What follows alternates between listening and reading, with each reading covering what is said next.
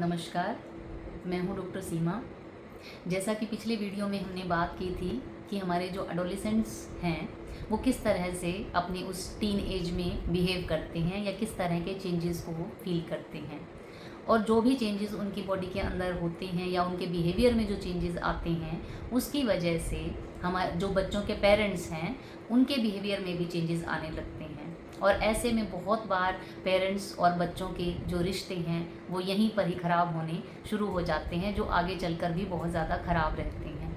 तो हमें कोशिश ये करनी है कि अपने टीन एजर बच्चों को उनके साथ जो भी कुछ उस उम्र में हो रहा है उसे समझना है और अपने आप को बहुत ज़्यादा काम और पेशेंट रखना है, शांत रहना है, गुस्सा नहीं करना है, प्यार से उनके साथ डील करना है, ताकि उनका जो ये एक मुश्किल दौर है, एक मुश्किल समय है ये बच्चों का, वो आसानी से निकल जाए और बच्चा किसी तरह की प्रॉब्लम को फेस ना करे और आपके जो संबंध हैं अपने बच्चों के साथ वो भी मधुर बने रहें। तो इसमें आपको करना क्या है? सबसे पहला पॉइंट है कि आप अपने बच्चों को एक डिक्टेटर की तरह बिहेव ना करें, बल्कि एक कंसल्टेंट की तरह बिहेव करें। डिक्टेटर का मतलब होता है कि आप तानाशाह ना बने, निर्देशक ना बने कि ऐसे करो वैसे करो, ये करना है ये नहीं करना है क्योंकि मैं कह रही हूँ या मैं कह रहा हूँ, बीइंग ए पेरेंट हमने जो कह दिया वो करना है। ऐसा नहीं करना है। आपको यहाँ पर एक सलाहकार की तरह काम करना है, आपको केवल सलाह देनी है, लेकिन डिक्टेटरशिप नहीं चलानी है। दूसरी, आप उनकी पूरी बात को सुनें।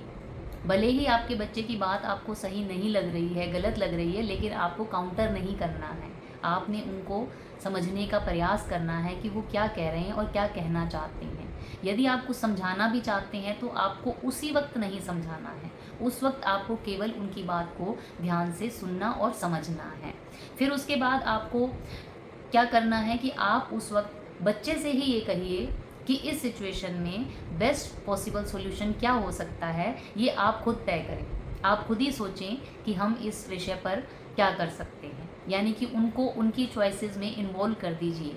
ऐसा करने से बच्चे का जो ब्रेन है वो बहुत ज़्यादा एक्टिव हो जाएगा, और जैसे ही बच्चे का ब्रेन एक्टिव होगा, यहाँ पर उसकी क्रिटिकल थिंकिंग जो है वो बिल्ड होनी शुरू हो जाएगी और बच्चा बहुत सारे अलग अलग ऑप्शंस, अलग अलग सॉल्यूशंस ढूंढने की कोशिश करेगा। तो ये उसके लिए और ज़्यादा बेटर होगा। आपको समझाना भी है अगर बच्चों को तो बाद में समझाएं, जब बच्चा आपका ठीक मूड में हो, यानी कि इरिटेट नहीं है, खुश मूड में है, तब आपको समझाना है। लेकिन उसमें भी आपको ये ध्यान रखना है, समझाने का सही मौका आपको देखना है कि कब समझाना है। कोशिश करें कि जब आप दोनों, यानी कि आपका जो टीनेजर बच्चा है और आप जब किसी एक्टिविटी में एक साथ इन्वॉल्व हैं, फॉर एग्ज़ाम्पल आप कुकिंग कर रहे हैं और कुकिंग करते हुए आपका बच्चा आपको हेल्प कर रहा है, तो उस टास्क को करते करते आप अपने बच्चे से उस विषय पर बात करें जिस पर भी आप उसको समझाना चाहते हैं, ताकि बातों बातों में ही हम उसे अपनी बात कह जाएं और वो टास्क भी हमारा पूरा हो जाए। तीसरी बात ये है कि आपके बच्चे अगर आपके साथ किसी तरह की अपनी कोई इमोशनल बात शेयर करते हैं, कुछ भी इमोशंस उनके हो सकते हैं, भले ही वो गुस्से में हैं, प्यार की फीलिंग में हैं या कैसे भी उनके इमोशंस हैं, आप उसको वैलिडेट करें, आप उसको सुनें। भले ही आप सहमत ना हों, भले ही आप उनकी जो भी लॉजिक वो देते हैं उससे आप डिसएग्री हों, लेकिन उस वक्त आपको शांत रहना है और उनके इमोशंस को इम्पोर्टेंस देते हुए उन्हें ये शो करना है कि आपके इमोशंस हमारे लिए बहुत ज़्यादा इम्पॉर्टेंट हैं, ताकि बच्चे को इग्नोर फील ना हो, बच्चे को डिसरिस्पेक्ट फील ना हो, उसे ऐसा ना लगे कि हमारे पेरेंट्स जो हैं वो हमें अटेंशन नहीं देते हैं। ऐसा बिल्कुल भी बच्चों को फील नहीं होने देना है। इसके बाद आपको क्या करना है कि जब भी आप बच्चे से कम्युनिकेशन करते हैं तो आपको लो प्रेशर में करना है। आपको यहाँ पर लाउड नहीं होना है, एग्रेसिव नहीं होना है, इरिटेट नहीं होना है। चाहे आपको कितना भी गुस्सा क्यों ना आ रहा हो, तब भी आपको अपने इमोशंस पर कंट्रोल करना है। यहाँ पर एक बात और कहना चाहूँगी जो बहुत इम्पॉर्टेंट बात होती है कि जो हमारे टीनेजर बच्चे होते हैं वो हमारा मिरर रिफ्लेक्शन होते हैं। इस टाइम में आप बच्चे के साथ जैसा भी बिहेव करेंगे, जैसा भी तालमेल उनके साथ बनाएंगे, वही सब रिफ्लेक्ट होके आपके पास वापस आएगा। अगर आप खुद इरिटेट होंगे, लाउड होंगे, तो बच्चे भी आपको वैसा ही रिस्पॉन्स देंगे, और आप खुद बच्चों से प्यार से बात करेंगे प्यार से समझाएंगे तो बच्चे भी आपको वैसा ही रिस्पॉन्स वापस देंगे। तो ये चीज़ का आपको ध्यान रखना है, जैसा बिहेवियर आप अपने बच्चों से उम्मीद करते हैं वैसा ही बिहेवियर आपको अपने टीनेजर बच्चों को देना है। उसके बाद अपनी जो बाउंड्रीज़ हैं उनको तय करना है।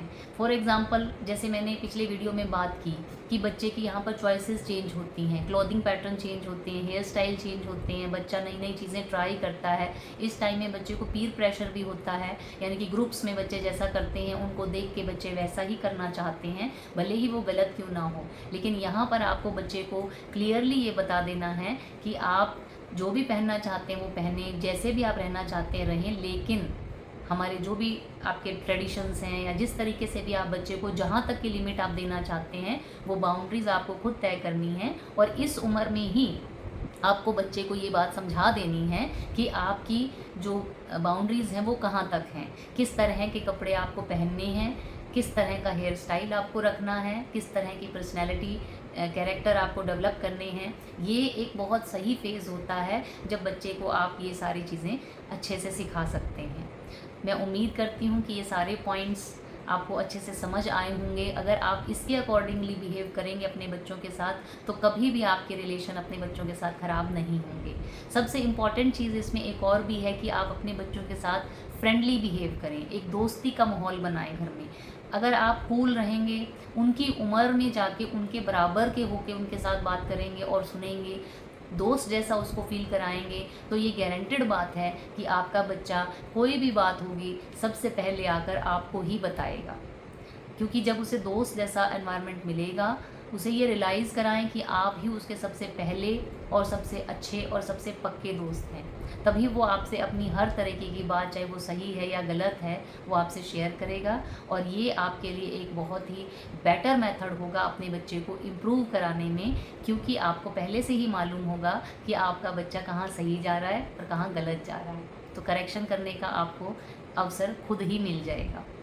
तो मैं उम्मीद करती हूँ कि ये छोटी छोटी टिप्स आपको कुछ फ़ायदा देंगी। जिनके घरों में भी टीनेजर्स हैं उनको कुछ फ़ायदा होगा, और जिनके भी आपको लगता है घर में टीनेजर बच्चे हैं या उस एज में आने वाले हैं, तो किसी के लिए भी ये वीडियो फ़ायदेमंद हो सकती है, तो ये वीडियो उन तक आप शेयर कर दीजिए।